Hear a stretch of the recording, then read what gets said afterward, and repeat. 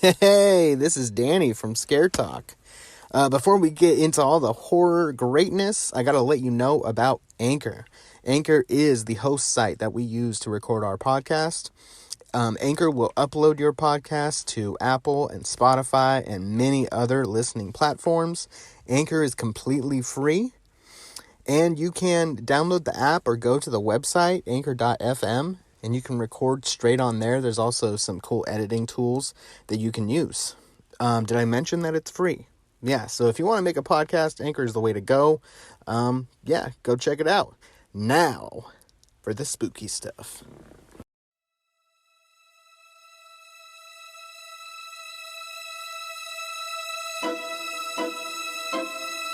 Welcome to Scare Talk, a horror movie podcast for horror fans.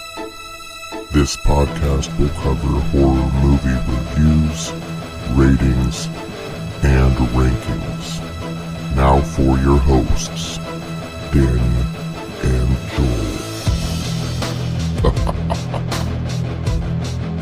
Whoa! This is Scare Talk. I am Danny, and I'm here with the jaw-dropping Joel. Oh, man. Hey, guys, what's up?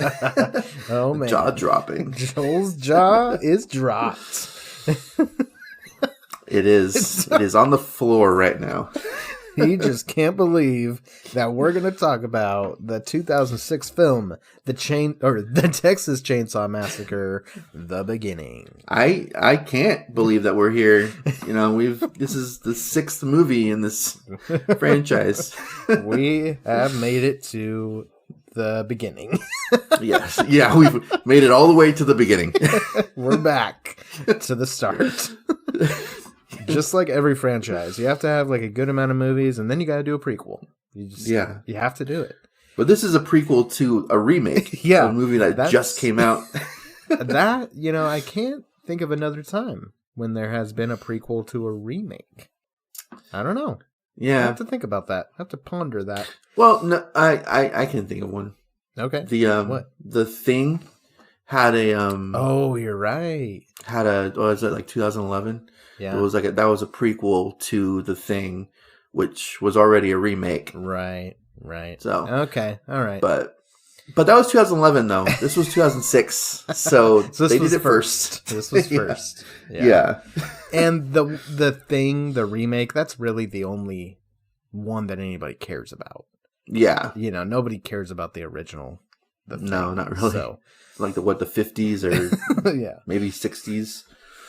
So, anyways, let's talk about this one. The Texas Chainsaw Massacre, The Beginning. Joel, who is in it? All right, so this one stars Jordana Brewster. She is in the Fast and Furious franchise. Oh, yeah. She was in The Faculty. And she was in 33 episodes, which I think is the entire run of the series of Lethal Weapon. Oh. They had a TV show that lasted for 33 seasons, or episodes. I did not know that. Yeah. I didn't know it lasted that long. I knew it existed, but I was like, maybe like one season and it'll get canceled. But maybe like 3 seasons at this point. Wow. We got Matt Bomer. He was in Magic Mike. 81 episodes of White Collar. I think he was like the main character in that show. Okay. And The Magnificent Seven. And then we've got, I think I met, man. We got Arlee Ermey. He's the sheriff. Okay. I mentioned 2 of these movies already. Wow. All right. He's got quite a filmography, and I mentioned 2 of the 3 things on here already. He was in The Watch. He was in the Toy Story series, like all the movies. He's the general. He's the general. Yeah, oh, that's Toy cool. Soldiers. Yeah, and The Frighteners. Okay. Well, if you want some more, he's also in Mississippi Burning. Okay. Yeah, he's in that with Gene Hackman and William Dafoe, Frances McDormand, and Brad Dourif. Oh, man. Yeah, that's a cast. Yeah. He's also in Seven. He was, yeah. Yeah. That was one that I almost mentioned, but I was like, I think I may have mentioned that on the previous one. I didn't even think to check on the previous one. This was written by Sheldon Turner, did the story and the screenplay. And he did the screenplay for The Longest Yard, the story for X-Men First Class, and the screenplay for Up in the Air, which is a George Clooney movie. Yeah. So he is actually a Oscar-winning writer. Wow. Because of that movie. Wow. So we got an Oscar winner writing this movie. Okay. Or one of the writers of this movie. Because we have also got David J. Chow. He did the story. And he wrote Texas Chainsaw Massacre 3, Leatherface, okay. And Critters 3 and 4, and The Crow. All right. So he's got some good ones on there. The Crow is a good movie. Yeah. I don't know about Critters 3 and 4. Yeah, but Critters 3 and 4, I mean, come on. They're the best ones. And this was directed by Jonathan Liebsman. He directed Killing Room, Darkness Falls, Teenage Mutant Ninja Turtles, the 2014 movie, and 4 episodes of Halo, the show Halo, based on the probably award-winning video game. Okay, nice. So, all right. So before being sent to serve in Vietnam, 2 brothers and their girlfriends take one last road trip, but when they get into an accident, of course, a terrifying experience will take them to a secluded house of horrors with a chainsaw-wielding loon. Man. Or killer. It says killer, so... Just killer this time? Yeah. But he's a loon. Not loon. He is a loon. Yeah, no, he was only a loon in the last movie. Yeah. He's a killer first, and then he evolves into a loon. All right. So as we said, it's the prequel to the remake. Mm-hmm. What were you gonna say? I was just gonna point out that the other girlfriend that's in this movie is also in the show Cobra Kai. I just wanted to point that one out. All right. It's a good show. Cool. But yeah. Is she like a main character, or she's in the show throughout the series, but here and there. She's not like a main character. She's probably been in a handful of maybe like 10 episodes or so of the run. But she plays a pretty important character, but she's not in all the episodes. Gotcha. So okay. So this one is pretty cool. Just because of the prequel aspect to it, you get to learn, or you get some questions that you might have had. You might not have even cared about these answers, but you get some questions answered.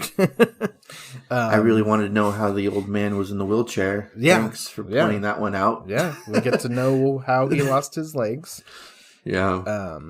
From the first film, which he was a creepy character in that first movie. Yeah, he was. He was really creepy. So he definitely stood out to me in that film. So maybe that's why they decided, let's give him some more screen time and, show you how he lost his legs. Yeah. He could have they could have honestly he could have lost his legs like years before that. Yeah. And he could have just been in a wheelchair in this movie too. We didn't need to know how it happened to him, but he could have got his legs blown off in the war. We don't know. Yeah. So a lot of the same characters, same actors from the family are in this, which is cool. It's cool to see them because they did a great job in the first one. So it's cool to have them back. You got a sheriff. We figure out how he became the sheriff. Yep. He was not the sheriff to begin with. Yeah. He's not the real sheriff.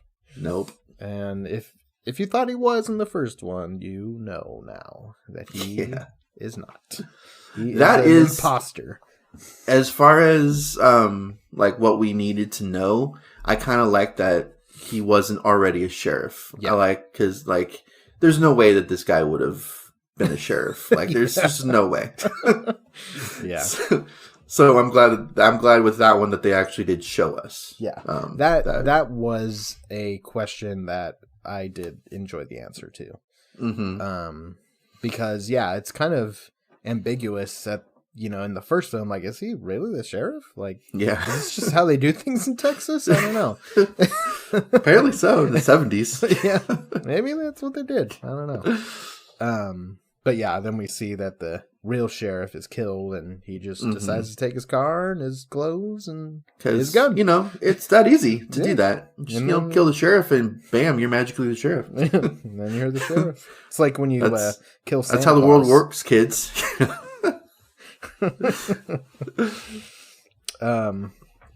So this one definitely is a little more extreme with the violence. There's definitely some chainsaw cutting going on in this one that we haven't seen in any of the other ones. Obviously he's been cutting people up with chainsaws, but this one's a little more grotesque. The gore is much more and more bloody in this one than even in the first film in this timeline. Which I liked.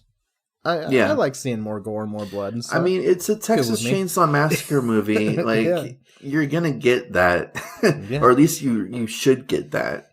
Yeah. In those types of movies, like a chainsaw is a pretty messy weapon to choose. Pretty messy. So, body parts will go flying, blood will go spraying. I mean, that's just how they work, Yeah, that's how they work. I wouldn't personally know that. I haven't, used a chainsaw on anybody, but I can imagine that's how a chainsaw would work. Yeah. So, but we get to see a lot more of it in this one. Even in the first one in this timeline, you don't get to see a lot of it. There's not too much of the actual act of sawing that you get to see. In this one, like toward the end, when he just chainsaws her through the back of the chair or the car seat, like, I mean, car seat. The chainsaw just goes right through the car seat. It's not a car seat. It's a chair, I guess. I mean, it's a seat in the car. I guess it can be considered. I don't know what you call it. I don't want to say a chair because it's like it's not a chair. It's it's anyways. It's the seat. Yeah, he's in the back seat and he sticks that chainsaw through the back of her chair seat, and it goes through her, and we get to see all of it. And it's pretty crazy. So, yeah, that is actually probably my biggest negative I have for this movie, though. Okay, what about it?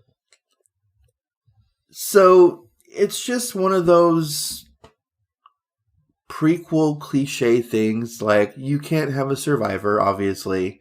Yeah. Because then there wouldn't have been a first movie. Cops would have been called to this house, so obviously everybody has to die. Well, yeah. Having him be there was a survivor, then that would have been the first movie, right?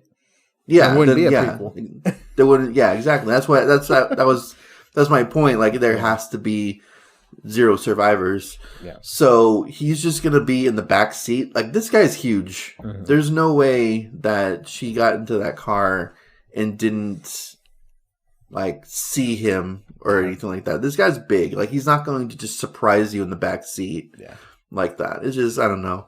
It was a convenient kind of death because she had to die. Yeah. Because it's a prequel. Right. So, but it's just like, it could have been done better, in my opinion. I don't know. Yeah. And then that kill also took out a couple cops too in that car. Yeah. Like, that's a 3 for 1 right there. but it just, I don't know. It could have just been done better, I guess. Mm-hmm. It was just, I don't know. As far as the deaths in this movie go, that was probably the most convenient one. Yeah, being in the back seat. Yeah, that's definitely a cliche thing. The killer's in the back seat, and especially this dude had a chainsaw in the back seat. Yeah, exactly. And he was big. Like, I can understand hiding in the back seat of a car, to attack somebody. I get that, but not when you're a chainsaw wielding psychopath who's like 6'5". Like that's not gonna work. Yeah. And the car's not even that big of a car. It's just Yeah. it's like a I don't even know. Like it was basically just like a Honda or something. It was just like a smaller car, a standard sedan. Yeah. Yeah. I'm just like, all right, well, yeah, it had to happen, I guess. Right. But I don't know. It was my biggest negative I have for this movie, though. But yeah. What do you think of the beginning part of the film where we learn about Leatherface and how he had a job, and then he kind of lost his job because the plant closed down, and he got just pissed off about it, and murders his boss. I love that part. I thought that part was awesome. Making him just like an average Joe, kind of like a working man. I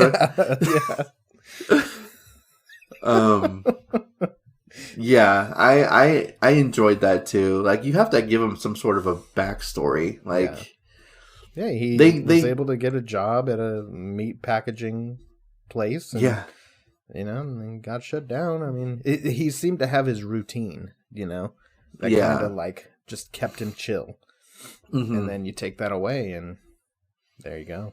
Take his chill away.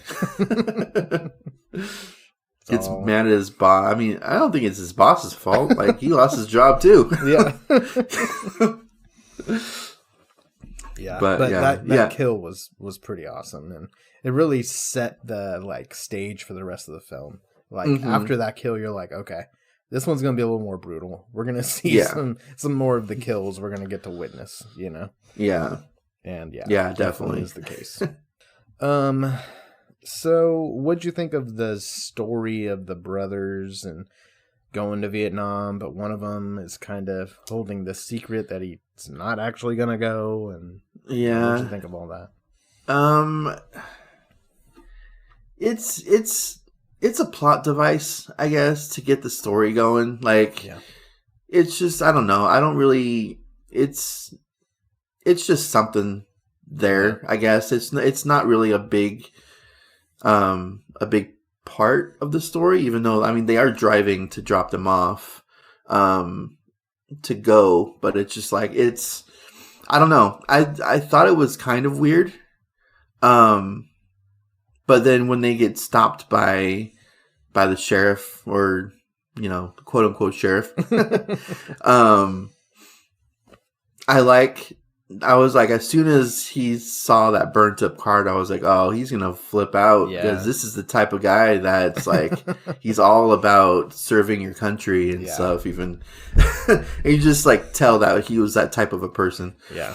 Well, that was the perfect thing for them to add to this movie, because he had been such a military figure in other films. Yeah. So it was I wonder if they wrote that in specifically because of that actor. Yeah, it's possible they could have done that to just kind of show homage to his other characters that he's done. And it was that time period, so it was perfect for that type of a role and story. So.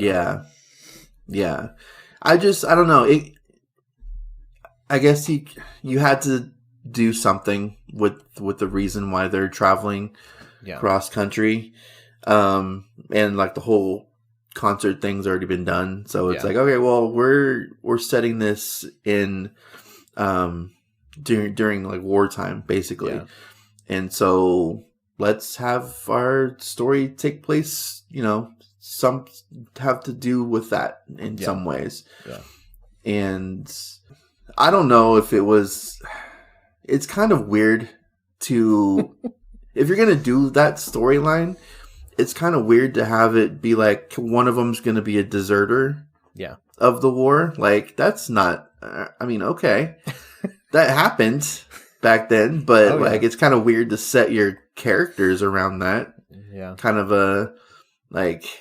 it's an anti-war, I guess, statement. Yeah. Which was very big back then in the Vietnam days. It was a split kind of, idea. Mm-hmm.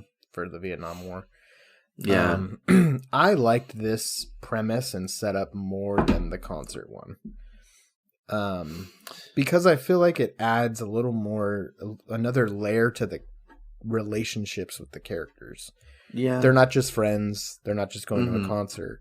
The brothers are, connected in this way. They have this, not only that they're brothers, but they have this like friction that you learn through them going through this. And I don't know, it adds another layer, it adds another element to the story to make you kind of care about the characters just a little bit more. Yeah. Especially when they're doing like the push-ups. The sheriff, quote-unquote sheriff, is making them do push-ups and stuff. Yeah. Like you would do in the military and stuff. So I felt like some of that stuff was kind of cool. Like, I don't know. I liked it a little more than the concert setup. Mm-hmm.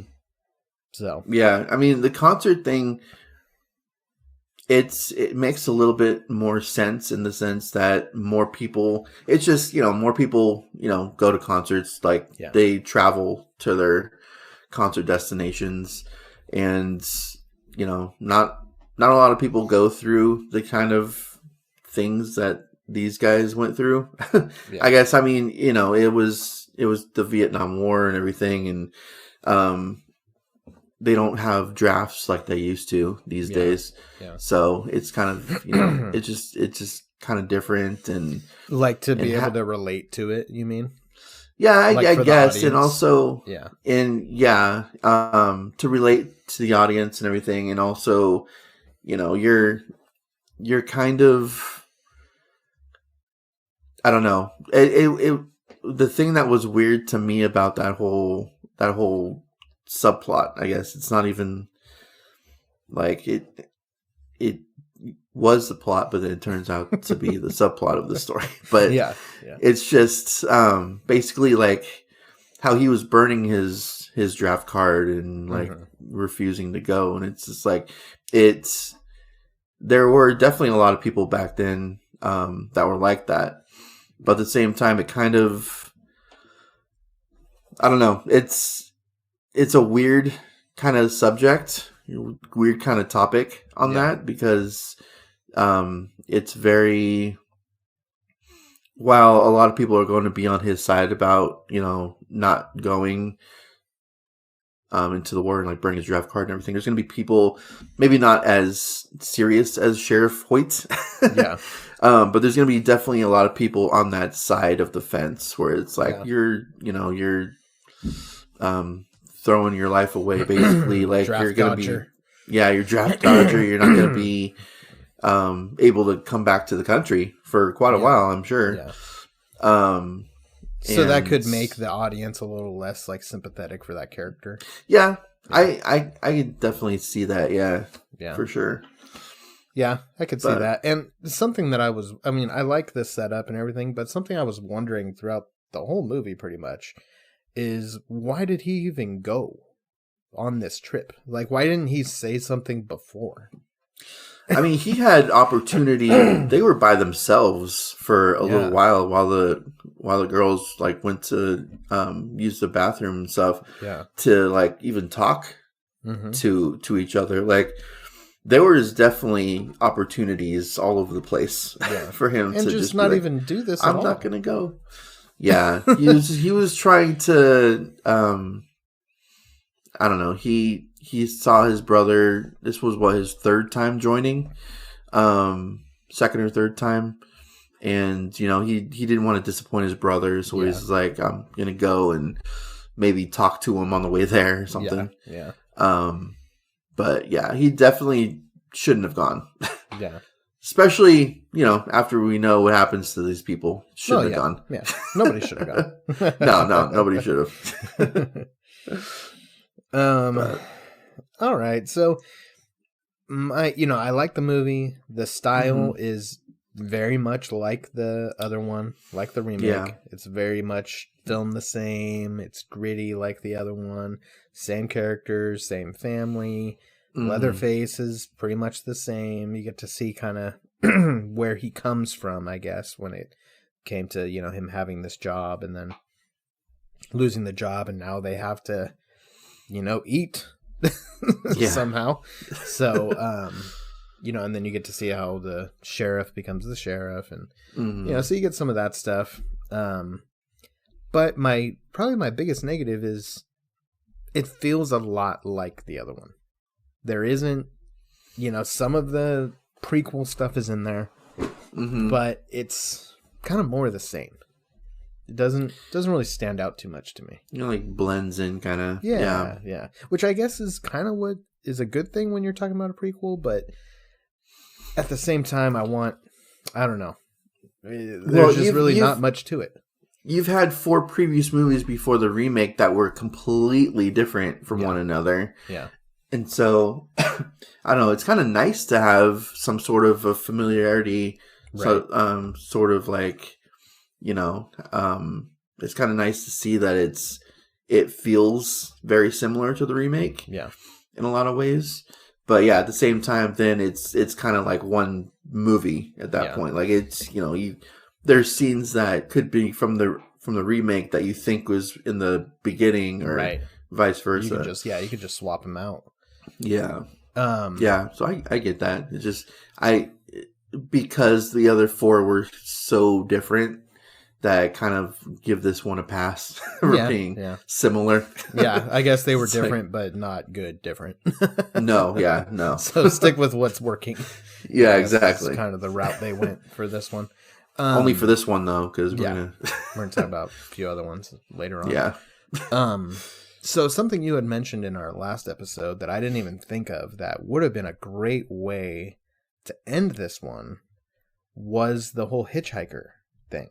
Mm-hmm. It would have been really cool if she would have been the main character.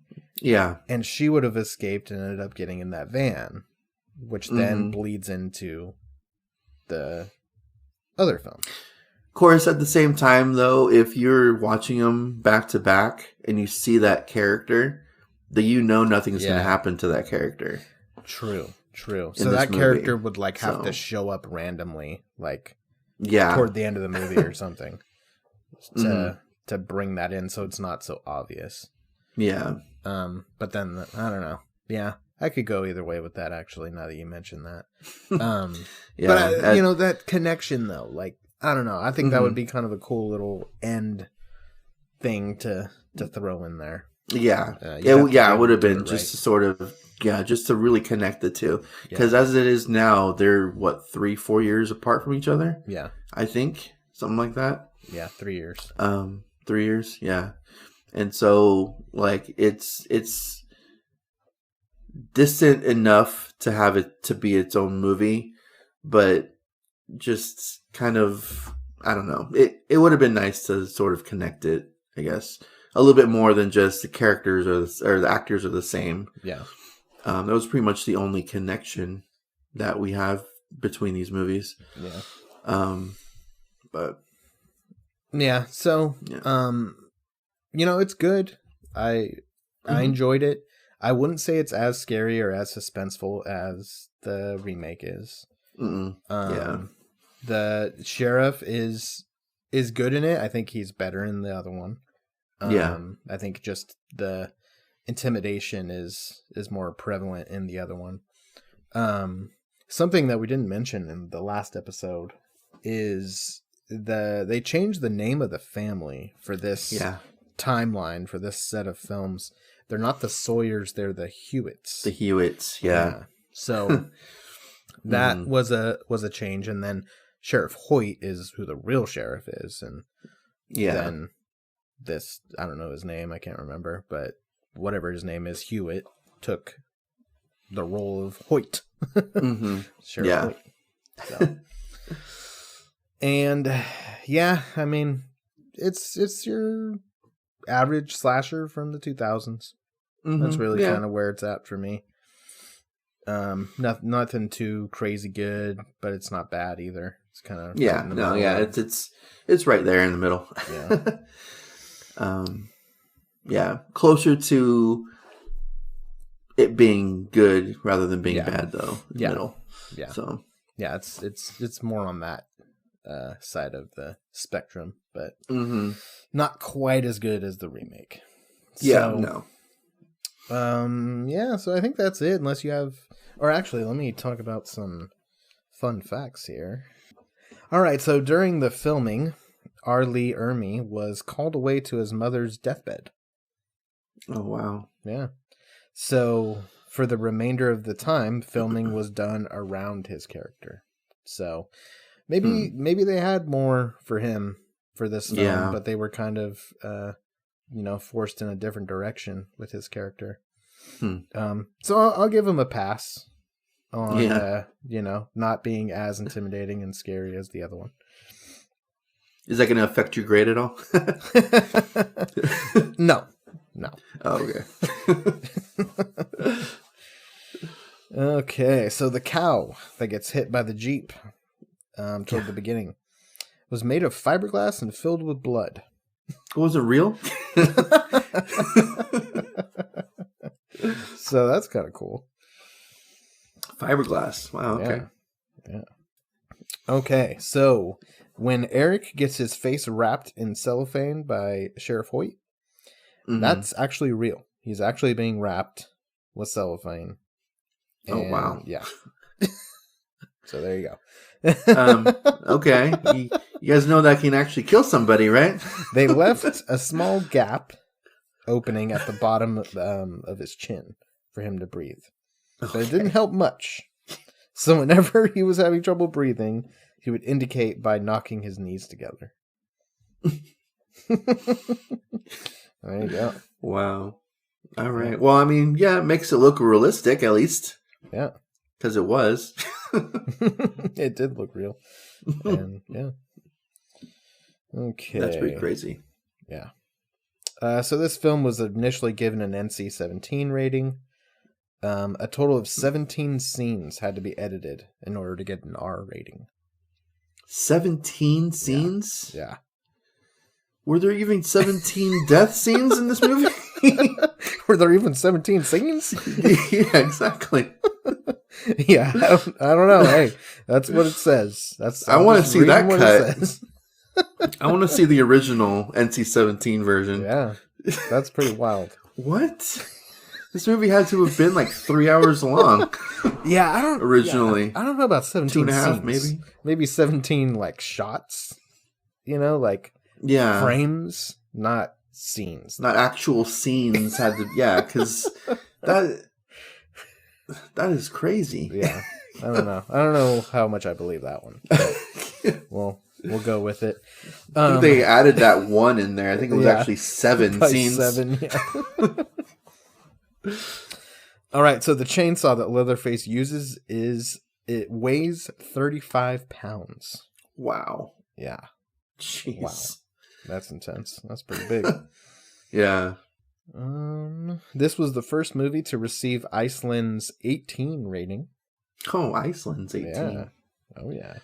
They didn't have that kind of a rating until 2006? Jeez. Well, I wonder if that's like the equivalent to an NC-17 for Iceland, Yeah.